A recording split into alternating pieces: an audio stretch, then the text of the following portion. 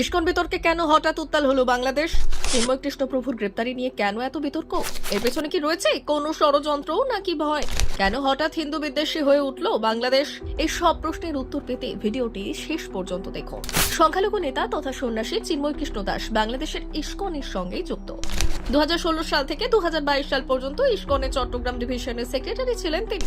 তবে কয়েক মাস আগে সংগঠনের নিয়ম লঙ্ঘনের অভিযোগে তার সঙ্গে সম্পর্ক ছেদ করে ইসকন। তার গ্রেপ্তারের পরেও ইসকনের তরফ থেকে বিবৃতি দিয়ে জানানো হয় চিন্ময় কৃষ্ণ তাদের কেউ নয়। তবে পরে ইসকন বিবৃতি দিয়ে জানায় চিন্ময়ের অধিকারের দাবিকে তারা সমর্থন করে।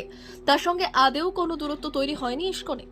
বাংলাদেশের সংখ্যালঘুদের অধিকার সুরক্ষিত করার দাবিতে গড়ে ওঠে যে সম্মিলিত সনাতনী জাগরণ জোট, যার মুখপাত্র ছিলেন চিন্ময় কৃষ্ণ। দায়িত্ব নেওয়ার পর থেকেই চিন্ময় কৃষ্ণ বাংলাদেশের বিভিন্ন প্রান্তে ঘুরে ঘুরে সংখ্যালঘুদের অধিকারের দাবিতে কথা বলতেন। তাদের উপর অত্যাচারের বিরুদ্ধে বারবার সরব হয়েছেন তিনি। শুধু বাংলাদেশের বর্তমান অন্তর্বর্তী সরকারের আমলে নয়, শেখ হাসিনা আমলেও যখনই সংখ্যালঘুদের অধিকার ক্ষুণ্ণ হয়েছে প্রতিবাদ করেছেন চিন্ময় কৃষ্ণ। তবে পরিস্থিতি পাল্টে যায় গত 5ই অগস্ট বাংলাদেশে শেখ হাসিনা সরকারের পতনের পর।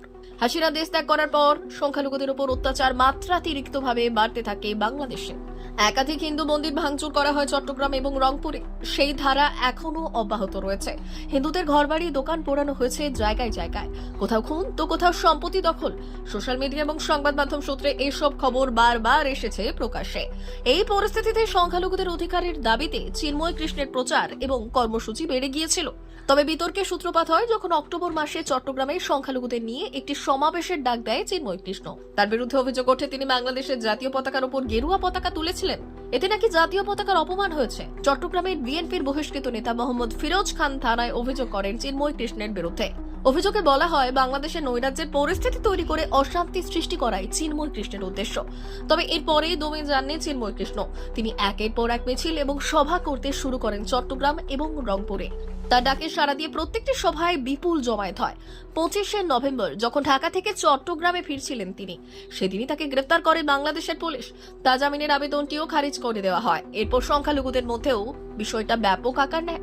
চিন্ময় কৃষ্ণের মুক্তির দাবিতে সোচ্চার হতে শুরু করেন তারা। বিক্ষোভকারীদের সঙ্গে পুলিশের সংঘর্ষে এক আইনজীবীর মৃত্যু হয়। শুধু চিন্ময় কৃষ্ণ নয়, মোহাম্মদ ইউনূসের নেতৃত্বাধীন অন্তর্বর্তীকালীন সরকারের নজরে রয়েছে ইসকনও। ইসকনকে ধর্মীয় মৌলবাদী সংগঠন হিসেবে অভিহিত করে এই সরকার।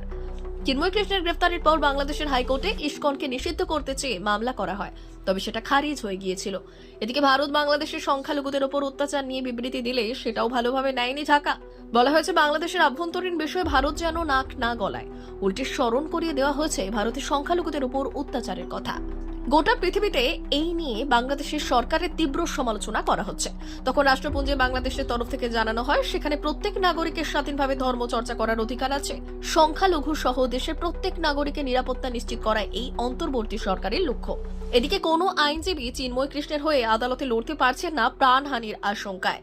তাই 1 মাসের জন্য আবারও জেল হেফাজত হয়েছে তার। চিন্ময় কৃষ্ণের আইনজীবীর ওপর হামলা হয়েছে এবং তিনি গভীরভাবে আহত হয়ে আইসিইউতে ভর্তি।